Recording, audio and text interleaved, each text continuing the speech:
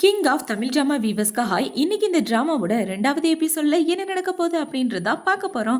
Last எபிசோட்ல இவன் மயக்கம் போட்டு கீழே விழுந்திருப்பா இல்லையா, இப்ப அதுக்கடுத்து என்ன நடக்க போகுது அப்படின்றத பார்க்கலாம். இப்ப சுன்னியோ அவனோட அரண்மனைக்கு தான் போறான். அங்க போன உடனே ஹீரோவோட அசிஸ்டன்ட் தான் வந்துடுறான். இவன் வந்து ஒரு மயில் கடவுள்.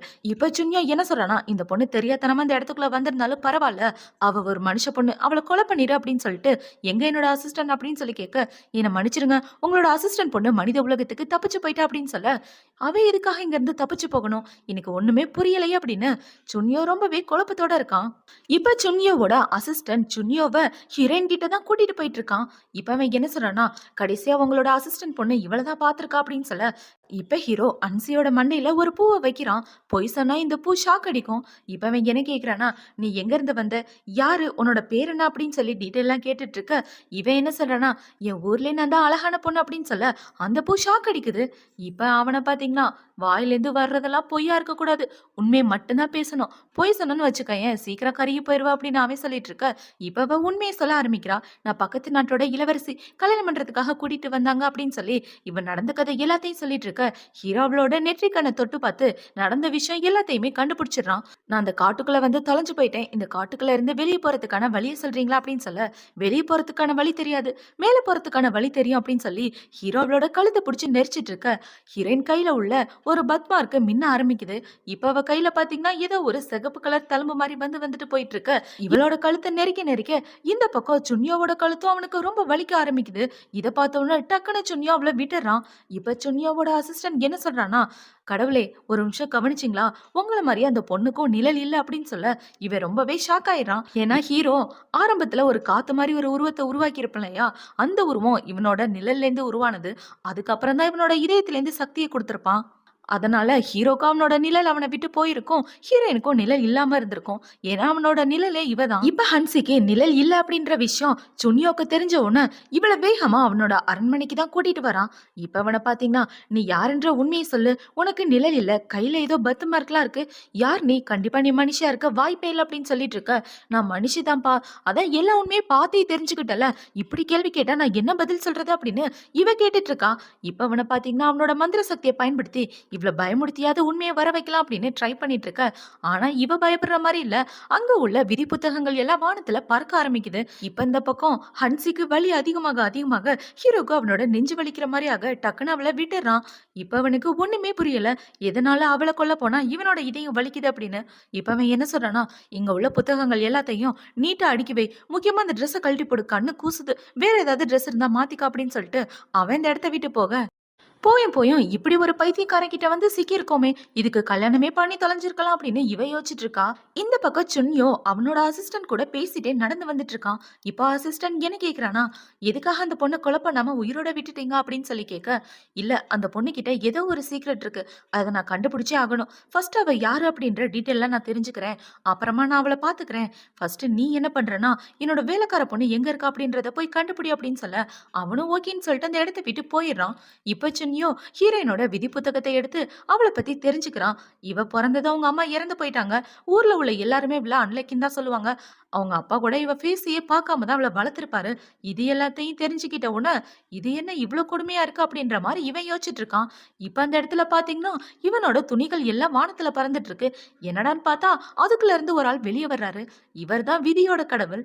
இவரை பார்த்த உடனே சுன்னியோ என்ன கேக்குறானா, தலைவரே உங்களுக்கு வர்றதுக்கு வழியே இல்லையா, இப்படிதான் வரணுமா அப்படின்னு சொல்லி கேட்க, அட சாரிப்பா, அந்த பக்கம் வந்தா ரொம்ப லாங் இல்ல, அதனாலதான் நான் ஷார்ட்கட்ல வந்துட்டேன் அப்படின்னு இவர் சொல்லிட்டு இருக்காரு.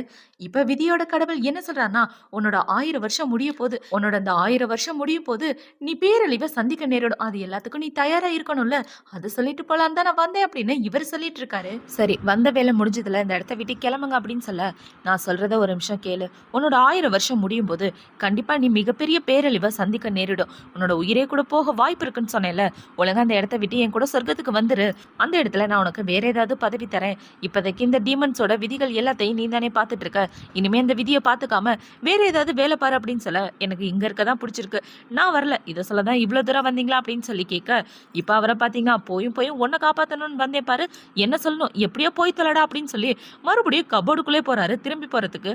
இவரை அங்க போனவன ஹீரோ சிக்னல் காட்ட, இப்ப இந்த பக்கம் அவர் ஹீரோ கிட்ட வந்துட்டு, நான் சும்மா அந்த பக்கம் போனேன் அப்படின்னு சொல்லிட்டு வாசல் வழியா வெளியே போயிட்டு இருக்காரு.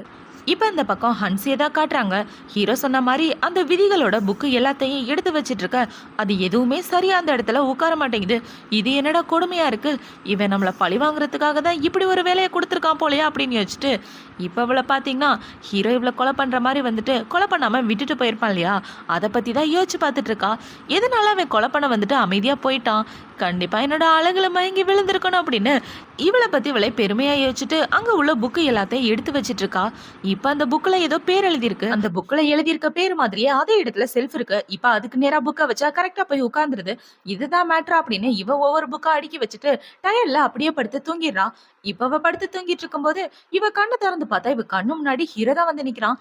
எவ்வளவு அழகா இருக்கான் அப்படின்னு ஹீரோ பார்த்து ஜொல்லி விட்டுட்டு இருக்க, அவன் இவ மூஞ்சில தண்ணியை தூக்கி ஊத்துறான். வேலை செய்யாம இப்படி படுத்து தூங்கிட்டு இருக்கா அப்படின்னு சொல்லி கேட்க, டயர்டா இருந்துச்சு அதனால நான் தூங்கிட்டேன் அப்படின்னு இவ சொல்லிட்டு இருக்கா.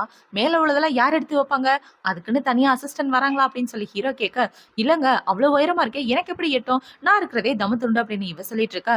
அதை நீ தூக்கி போட்டாலே அதுவே போய் உட்காரு அப்படின்னு ஹீரோ சொல்ல, இவ்வளவு அது எல்லாத்தையும் எடுத்து வச்சிட்டு இருக்கா. இப்ப அதுல அவ இப்படி தூக்கி போட்டுட்டு இருக்கும்போது ஒரு புக்கு நடுல உள்ள டீமன் மந்திரக்கள் மேல பட்டு அந்த விதி புக்கு ஓபன் ஆயிருது. அது யாரோடதுன்னு பார்த்தா ஹீரோ அசிஸ்டன்ட் பொண்ணோட தான். இந்த பொண்ணோட விதி புக்கு ஓபன் ஆகி டக்குன்னு அந்த விதி புக்கு இவளோட கைக்குள்ள போயிருது. இதை பார்த்த உடனே ஹீரோட அசிஸ்டன்ட் என்ன சொல்றானா, நீங்க பாத்தீங்களா அந்த பொண்ணால இந்த டீமன் மந்திரக்கலையே ஒளிர வைக்க முடியுது அப்படின்னு சொல்லிட்டு இருக்க, ஹீரோவில பார்த்து முறைச்சிட்டு இருக்கான். நான் வேணும்னு பண்ணல, ஏதோ தெரியாம பண்ணிட்டேன், என்ன மன்னிச்சிருங்க அப்படின்னு சொல்லிட்டு இருக்க. இப்ப இவ டக்குன்னு எனக்கு அந்த பொண்ணு கண்ணுக்கு தெரியுதா, உங்களோட வேலைக்கார பொண்ணு அப்படின்னு சொல்ல, போய் சொல்லி சும்மா ஏமாத்தாத அப்படின்னு ஹீரோ சொல்றான். இப்ப ஹீரோ பாத்தீங்கன்னா டக்குன்னு அவளோட கையை பிடிச்சு பார்க்க, அந்த பொண்ணு பூமியில என்ன வேலை பாக்குறாளோ அது ஹீரோ கண்ணு முன்னாடி வந்துட்டு இருக்கு. இதை பார்த்த உடனே அந்த பொண்ணு பூமியில தான் இருக்கா அப்படின்ற விஷயத்த ஹீரோ புரிஞ்சுக்கிறான். இந்த பக்கம் இவ்வளவு பாத்தீங்கன்னா எனக்கு என்ன புதுசா ஏதோ சக்தி கிடைச்சிருக்கு, அந்த பொண்ணு அங்க என்ன பண்ணுதுன்னு என்னால இப்படி பார்க்க முடியுது, இதனால என் உயிருக்கு ஒன்னும் ஆபத்து இல்லை அப்படின்னு சொல்லி கேட்க, உயிருக்குலாம் ஒன்னும் ஆபத்து இல்ல, ஆனா ஒரு 1000 டிமன்ஸ் உன்னை சுத்தி உன் ரத்தம் சதை எல்லாத்தையும் பிச்சு திங்க ஆரம்பிச்சிடும் அப்படின்னு சொல்ல, இவ ரொம்ப பயந்து போயிடுறா. எப்படியோ நீ என்ன சாகடிக்கணும்னு முடிவு பண்ணிட்ட, சாகிறதுக்கு முன்னாடி எனக்கு ரொம்ப பசிக்குது, ஏன்னா நான் ஒரு மனுஷ பொண்ணுப்பா, என்னால சாப்பிடாமலாம் இருக்க முடியாது, எனக்கு சாப்பிட ஏதாவது வாங்கி கூட அப்படின்னு சொல்ல, இப்ப ஜூனியோ ஹன்சிய டிமன்ஸ் வாழ்ற உலகத்துக்குள்ளதான் கூட்டிட்டு போயிட்டு இருக்கான். ஏன்னா கடவுள் வீட்டை சாபத்தினால இவன் டீமனா மாறிட்டான் இல்லையா, இந்த 1000 வருஷத்துக்கு இவன் டீமனா தான் இருப்பான். இப்ப டீமன் உலகத்துக்குள்ள போனதுக்கு அப்புறம் 2 பேரும் ஒரு கடைக்குள்ள போறாங்க. அந்த கடைக்குள்ள போய் சாப்பாடெல்லாம் வாங்கி கொடுத்தா அந்த இடத்துல பார்த்தா பாம்பு பள்ளி அப்படின்னு உயிரோட உள்ள பொருட்கள் எல்லாத்தையும் கொண்டு வந்து வைக்கிறாங்க. இதை பார்த்த உடனே இவளுக்கு வாந்தியே வர்ற மாதிரி ஆயிருது. இப்ப ஹீரோ பாத்தீங்கன்னா இந்த பக்கம் அசந்த நேரமா பார்த்து இவ ஜன்னல் வழியா ஏறி குதிச்சு அந்த இடத்த விட்டு தப்பிச்சு ஓடிடுறா. இப்ப அவளை பாத்தீங்கன்னா ஐயோ அம்மா என்னால ஓட முடியலையே அப்படின்னு ஒரு இடத்துல நின்னுட்டு இருக்கும்போது அவளோட கை அந்த செவத்துக்குள்ள போகுது.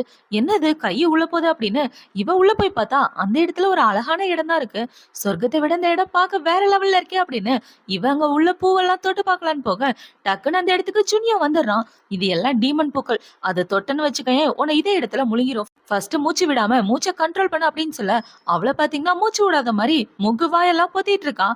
இப்ப ஹீரோ அந்த இடத்த விட்டு போறதுக்கு வழி தேடிட்டு இருக்க, இந்த பக்கம் அவளுக்கு மூச்சு விட முடியாம மயக்கமே வர்ற மாதிரி ஆயிருது. இப்ப அவளை பாத்தீங்கன்னா மயக்கம் போட்டு விழற மாதிரி போக ஹீரோ அவளை பிடிச்சிடுறான். என்னடா ஆச்சு அப்படின்னு அவளோட கையை பார்த்தா ஏதோ ஒரு பூவை தொற்றுப்பா போல அந்த பூவோட விஷம் இவளோட உடம்புக்குள்ள போயிருக்கு.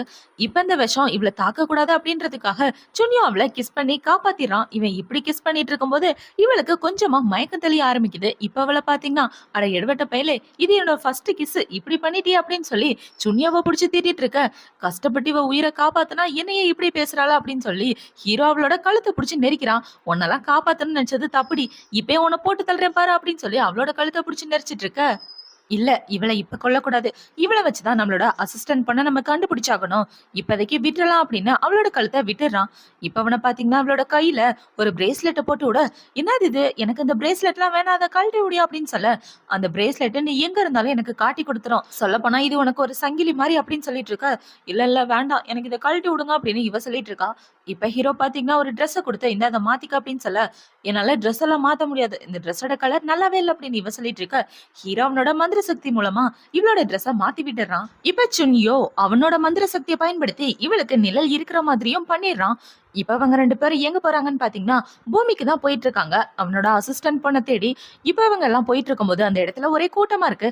என்னடா அப்படின்னு இவ போய் எட்டி பார்த்தா இவளோட போட்டோவை தான் போட்டு ஒட்டி வச்சிருக்காங்க. பக்கத்து நாட்டோட இளவரசி கல்யாணத்தன்னைக்கு காணாம போயிட்டாங்க, யாராவது பார்த்தா அவங்களுக்கு சன்மானம் கிடைக்கும் அப்படின்னு சொல்ல இப்ப ஹீரோயின் ஓடி வந்து இந்த ஊர்ல உள்ள எல்லாருக்குமே என்ன தெரியும், இப்படியே போனா கண்டிப்பா என்ன புடிச்சிருவாங்க அப்படின்னு சொல்ல இந்த பிரேஸ்லெட்டை போட்டுக்கோ, இதை போட்டுக்கிட்டனா அவங்களோட கண்ணுக்கு நீ பார்க்க வேற ஆள் மாதிரி தெரியவா அப்படின்னு சொல்ல இவ்வளவு அதை போட்டுக்கிறா. இப்ப அதை போட்டதுக்கு அப்புறம் தான் தெரியுது ஹீரோ இவ்வளவு ஒரு குண்டு பையன் மாதிரி மாத்தி விட்டுட்டான்னு. இப்ப ஹீரோ உள்ள போயிட்டு இருக்கா. எதுக்காக வந்தீங்க அப்படின்னு சொல்லி காவலாளிங்க கேக்குறாங்க. நான் அந்த நாட்டை சுத்தி பார்க்கலான்னு வந்தேன் அப்படின்னு சொல்லி உள்ள போயிட்டு இருக்க. அடுத்து நம்ம ஹீரோயின் தான், நான் பண்ணி வாங்கலான்னு இந்த இடத்துக்கு வந்தேன், எனக்கு நிறைய பண்ணியே கோழியும் வேணும் அப்படின்னு சொல்லிட்டு இருக்க. பார்க்க தடிமாடு மாதிரி இருக்குல்ல, போய் அந்த விவசாயிக்கு உதவி செய் அப்படின்னு சொல்ல இவளும் பாத்தீங்கன்னா கீழே கொட்டி கொடுக்குற பொருள் எல்லாத்தையும் எடுத்து வச்சிட்டு இருக்கா. பார்த்தா அது எல்லாம் பயங்கர வெயிட்டா இருக்கும் போல, இவளால தூக்கவே முடியல. இப்ப அதை தூக்குறேன் அப்படின்னு இவ கீழே விழ கையில போட்டிருந்த பிரேஸ்லெட் உடைஞ்சு போயிருது. பிரேஸ்லெட் உடஞ்ச உடனே இவளோட உண்மையான உருவம் எல்லாரோட கண்ணுக்கு தெரிய, ஏய் இவ தானே அந்த இளவரசி, அவளை புடிங்க அப்படின்னு சொல்லி அங்க உள்ள காவலாளிங்க எல்லாம் துரத்திட்டு இருக்க. யோ பாத்துட்டு இருக்கியே, காப்பாத்தியா டீமன் அப்படின்னு சொல்லிட்டு ஹீரோவை கிராஸ் பண்ணி போக ஹீரோ பாத்தீங்கன்னா ஓடு ஓடு அப்படின்ற மாதிரி இவளையே பாத்துட்டு இருக்கான். இப்ப இவ அங்க உள்ள கடத்தெருக்குள்ள வேகமா ஓடி வந்துட்டு இருக்க. டக்குன்னு அந்த இடத்துக்கு ஹீரோ வந்து ஒரு கொடைய வச்சு இவளை மறைச்சிடுறான். அவங்க எல்லாரும் அந்த பக்கம் போயிடுறாங்க. இதோட தான் இந்த எபிசோட் முடியுது. அடுத்த எபிசோட்ல என்ன நடக்க போகுது அப்படின்றத நாளைக்கு பார்க்கலாம். பாய்.